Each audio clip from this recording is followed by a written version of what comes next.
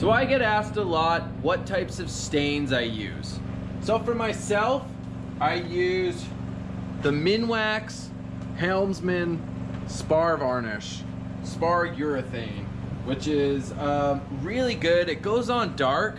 It's got a lot more UV protectant than this one right here is my other favorite, Super Deck Log Home and Deck Stain by Sherwin Williams. You can get it at any Sherwin Williams. You just have to ask for it.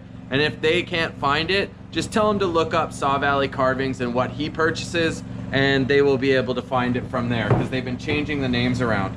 This is a great stain for when you're putting something in the house or undercover. I've found in my carvings, watching the ones that I personally own for the last few years, this stain doesn't hold up as well in direct sunlight. So if you're looking for more of one that's gonna take all the weather beating you can do, and you kind of like that golden finish, I then go to the Minwax Helmsman clear satin or semi-gloss Spar Varnish or Spar Urethane. You can get this pretty much anywhere, Home Depot, Rona, any Minwax dealer. It's really good. It's a little expensive. I thin this stuff down because it is quite thick.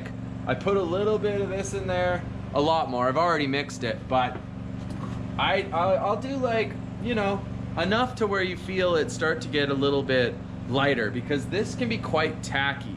And when you're putting on stains, you want to make sure that you do it when it's at the appropriate time. Like, check the back. You don't want it to be like 18, 20 degrees in the middle of the day, because number one, it's going to bubble because it sinks in too fast and starts bubbling. And then also it dries, it speed dries, and that's just not good for the penetration of the wood. And same goes for this one. With the water-based stain, I like to put it on light, and the first coat light, and for sure if you put it on too hot in this one, it turns it white. It dries so fast that it goes white. I had it happen to one of the most expensive carvings I've ever done in my life, and it was a nightmare for 2 years until it faded off, and then we redid it, and now it looks awesome. But okay, my next thing is how many times a year do you stain your carvings? So for myself, if it's like a spirit face, or if it's something like this, something like that, and you want it to just rot and do its thing, beechwood, spirit face, little raven on top, if you want it to just decay, put one stain on it, leave it.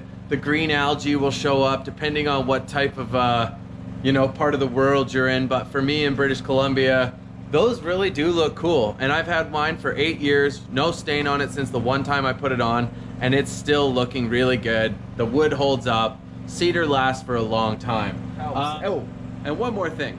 How many times a year do you put stain on your piece? I like to do it once a year in the spring. I pressure wash the carving, and then boom, hammer this stuff on.